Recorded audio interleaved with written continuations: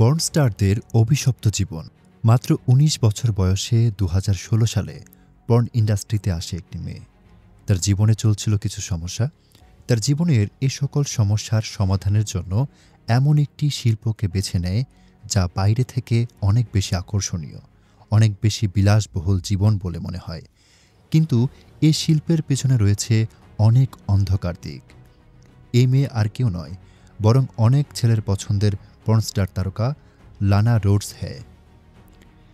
লানা নিজের জীবনের সমস্যার সমাধানের জন্য এই ইন্ডাস্ট্রিতে আসলেও মাত্র ৮ মাসে অবসর নেয় লানা। কিন্তু এত সফল কেরিয়ার ছেড়ে মাত্র ৮ মাসে কেন লানা অবসর গ্রহণ করল? কারণ লানা ছিলেন পর্ন ইন্ডাস্ট্রির তারকা। আর পর্ন ইন্ডাস্ট্রি এমন একটি জগৎ যা একদিকে মুনাফার পাহাড় গড়ে আর অন্যদিকে অগণিত জীবনকে ধ্বংসের পথে ঠেলে দেয়। এই শিল্পের চাকচিক্যময় জীবনের আড়ালে লুকিয়ে আছে শোষণ, মানসিক বিপর্যয় এবং অনিশ্চিত ভবিষ্যতের অন্ধকার অধ্যায়। আজকের ভিডিওতে আমি এই শিল্পে আসা সকল নারীদের অজানা গল্প ও জনপ্রিয় পর্নস্টার লানা রোডসের গল্পের মাধ্যমে এ শিল্পের অন্ধকার দিক তুলে ধরব। ২০১৭ সালে পর্ন ইন্ডাস্ট্রির নেট ওয়ার্থ ছিল $৯৭ মিলিয়ন কাছাকাছি। প্রতি বছর এই ইন্ডাস্ট্রির প্রফিটের পরিমাণ কিছু দেশের বাজেটের সমান বা তারও বেশি। বিশ্বের ৩০০টি জনপ্রিয় সাইটের মধ্যে ১১টি পর্ন সাইট। বিশ্বের মোট ডাউনলোড করা কন্টেন্টগুলোর মধ্যে ৩০% পর্ন রিলেটেড কন্টেন্ট। পর্ন ইন্ডাস্ট্রির অন্যতম স্বর্গরাজ্য মার্কিন যুক্তরাষ্ট্রে প্রতি ৩৯ মিনিটে একটি করে পর্ন মুভি তৈরি করা হয়। আপনি জানলে অবাক হবেন, এই পর্ন ইন্ডাস্ট্রিতে যে সকল নারীরা কাজ করে সকলেই স্বেচ্ছায় এই কাজে আসে না। এই কাজের সাথে জড়িত রয়েছে পাচার হওয়া অসংখ্য নারী। এক সমীক্ষায় দেখা গেছে পাচার হওয়া নারীদের ২/৩ পর্ন সাইটে ব্যবহার করা হয়, যাদের সংখ্যা আনুমানিক ২১ মিলিয়ন। আরেক সমীক্ষায় দেখা যায় অপ্রাপ্তবয়স্ক ৬৩% যৌন পাচারে ভুক্তভোগীরা জানায় এ সকল নারীদের কোনোভাবে জালে আটকে একবার পর্ন সাইটে অভিনয় করানো গেলে সেই সকল নারীরা আর সেই পর্ন সাইট থেকে বের হতে পারে না। আমৃত্যু তাদের এ কাজ করতে হয়। পরিবার থেকে বিচ্ছিন্ন, সমাজের চোখে হ্যায় হয়ে অনেক পর্ন তারকা জীবনের শেষ সময়ে একাকিত্ব অনুভব করে। আর এই একাকিত্ব অনেক সময় তাদের আত্মহত্যার মতো সিদ্ধান্ত নিতেও বাধ্য করে। যেখানে একজন আমেরিকান নাগরিকের গড় আয়ুষ্কাল ৭৮.৬ বছর, সেখানে একজন পর্ন তারকার গড় আয়ুষ্কাল ৩৬.২ বছর।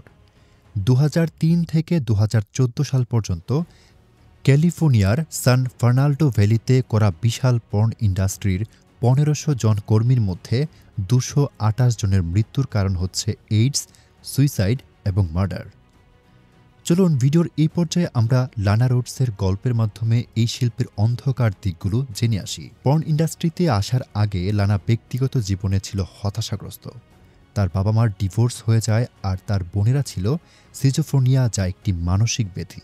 একদিন লানা ফেসবুক সার্চ করতে গিয়ে দেখল একটি প্লে বয় বই। বইটির নাম ছিল দ্য গার্লস নেক্সট ডোর। এটি দেখার পরে লানার মনে হয় এটি তো সেটি যার জন্য এতদিন অপেক্ষা করেছিল লানা। কারণ সেখানে এমন কিছু জিনিস উল্লেখ করা ছিল যেখানে সুগার ড্যাডি, যিনি আপনাকে বিভিন্ন জায়গায় ঘুরতে নিয়ে যাবে, শপিং করে দিবে, কিন্তু তার বদলে তাকে সেটি দিতে হবে যেটি সে চায়। লানার কাছে এসব অনেক বেশি আকর্ষণীয় মনে হতে থাকে। এছাড়া লানার কাছে মনে হতে থাকে এটি তার ট্রাভেলিং এবং বোরিং জীবন থেকে মুক্তি পাওয়ার একটি পথ। লানা এটিতে এত বেশি প্রভাবিত হয় যে মাত্র ১৪ বছর বয়সে এটি লানার স্বপ্ন হয়ে যায় যে সে হবে নাম্বার 1 পর্ন মুভি স্টার। ২০১৬ সাল, ১৯ বছর বয়সে মাত্র ৮ মাসে লানা পর্ন ইন্ডাস্ট্রিতে একজন সফল পর্ন তারকাতে পরিণত হয়। লানা যখন এই ইন্ডাস্ট্রিতে পা দেয় তখন মনে হয় যেন লানার জন্য এই ইন্ডাস্ট্রি অপেক্ষা করেছিল। ভিডিওগুলো খুব দ্রুত ভাইরাল হয়ে যায়, যার কারণে আকস্মিক খ্যাতি পেলেও খুব তাড়াতাড়ি লানার আকস্মিক খ্যাতি তার জন্য একটা বড় অভিশাপ হয়ে দাঁড়ায়। যেহেতু লানা একজন বড় পর্ন তারকা, তাই কিছু মানুষের মনে হতে থাকে লানা যে কারো সাথে যে কোনো সময় তাই করতে পারে যেগুলো সে অন ক্যামেরায় সব সময় করে থাকে। আর এজন্য অনেক বেশি পুরুষরা সব সময় তার কাছে যেতেন এবং শ্রদ্ধা ভুলে তাকে একটি পণ্য হিসেবে ব্যবহার করতে চাইতেন। বড় বড় প্রোডাকশন হাউস থেকে লানাকে অফার করতেন, কিন্তু সেসব প্রত্যাখ্যান করে লানা। কিন্তু সেই প্রোডাকশন হাউসগুলোর আচরণ ছিল কেবলমাত্র লানাকে একটি বস্তুর মতো ব্যবহার করা। সে সকল মানুষের কাছে লানার ইচ্ছা, লানার মতামত, লানার সম্মান কিছুই গুরুত্ব বহন করত না। সে সকল মানুষগুলো কেবলমাত্র লানাকে দিয়ে টাকা উপার্জন করতে চাইত। আর এই সকল খারাপ অভিজ্ঞতার কারণে লানা ৮ মাসের ছোট্ট কিন্তু সফল কেরিয়ারের বিরতি দেওয়ার সিদ্ধান্ত নেয়। ২০১৭ সালে একটি পডকাস্টে লানা বলেন, যদি লানা এই ইন্ডাস্ট্রি থেকে বিরতি না নিত তাহলে সে নিজে আত্মহত্যা করত। কারণ এই ইন্ডাস্ট্রির ব্যক্তিরা লানাকে অনেক বেশি মানসিক নির্যাতন করত। লানা আরও বলে, এই ইন্ডাস্ট্রিতে আসার সিদ্ধান্ত তার জন্য একটি অভিশাপ। এই পর্ন তারকা বলে, অনেক মেয়ে আছে যারা এই শিল্পীর ইতিবাচক দিক দেখবে, কিন্তু নেতিবাচক দিকগুলো পুরোপুরি তাদের আড়ালে থাকবে, যা তারা সাময়িকভাবে উপেক্ষা করবে। লানা এই ইন্ডাস্ট্রি থেকে বিরতি নেওয়ার পর লানা সেই পডকাস্টে বলে, লানা চায় লানার সব অনলাইন ভিডিও যেন অটোমেটিকভাবে ডিলিট করে ফেলা হয়। কিন্তু যে ভিডিও একবার ইন্টারনেটে আপলোড করা হয় সেটা এত সহজে সরানো যায় না। লানা আরও বলে যে সে সব কিছু বিসর্জন দিতে পারেন, সেই টাকা হোক বা খ্যাতি হোক, শুধু তার বিনিময়ে তাকে তার হারানো সম্মান ফিরিয়ে দিতে হবে, যা এখন একেবারেই সম্ভব নয়। আপনি জানলে অবাক হবেন, ২০১৭ সালের লানা এই ইন্ডাস্ট্রি থেকে বিরত নিলেও ২০১৭ থেকে ২০১৯ সালের সবচেয়ে বেশি দেখা পর্ন নারী চলচ্চিত্র তারকা ছিলেন লানা। ৩৪৫ মিলিয়ন ভিউ লানার পর্ন মুভি। তার মানে দাঁড়াচ্ছে লানা তার সে অদৃশ্য অভিশপ্ত জীবন থেকে মুক্তি পায়নি। আপনি একবার ভাবেন তো, কোনো মেয়ে স্বপ্ন দেখে পর্ন ইন্ডাস্ট্রির সুপারস্টার হওয়ার, এটি কোনোভাবেই আপনার কাছে বিশ্বাসযোগ্য মনে হয় কি?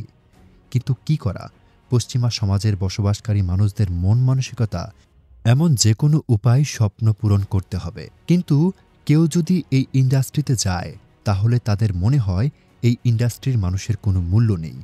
এই ইন্ডাস্ট্রির মানুষ কেবলমাত্র তাদের দেহ বিক্রি করতে আসে। অনেক প্রাপ্তবয়স্ক চলচ্চিত্র অভিনেত্রীরা আছেন যারা এই শোষণের শিকার হয়ে আত্মহত্যা করে। ক্যাগনি লিম কার্টার, সাভানা শাওনার কথা বলা যেতে পারে। এমন অনেক অভিনেত্রী আছে যারা এই ইন্ডাস্ট্রিতে হওয়া শোষণের কারণে নিজেদের জীবন উৎসর্গ করে দেয়। কেবলমাত্র ইন্ডাস্ট্রিতে হয়ে যাওয়া মানসিক নির্যাতনের কারণে তারা এ ধরনের সিদ্ধান্ত গ্রহণ করে। পর্ন ইন্ডাস্ট্রি এমন একটি শিল্প যা বাইরে থেকে খুব আকর্ষণীয় দেখায়, কিন্তু এর ভেতরে রয়েছে এমন অনেক রহস্য যার উপর থেকে পর্দা উঠলে মানুষের হুঁশ উড়ে যাবে। পশ্চিমা বিশ্বের নারীরা পর্ন ইন্ডাস্ট্রির তারকা হওয়ার স্বপ্ন দেখে কারণ বাইরে থেকে এটি অত্যন্ত চাকচিক্যময় একটি জীবন বলে মনে হয় তাদের কাছে। কিন্তু ভেতরে গেলে তারা এর অন্ধকার দিক জানতে পারে, তখন আর ফিরে আসার সুযোগ থাকে না তাদের। তাই চকচক করলে যেমন শোনা হয় না, তেমন বাইরে চাকচিক্য দেখে প্রভাবিত না হওয়াই উত্তম।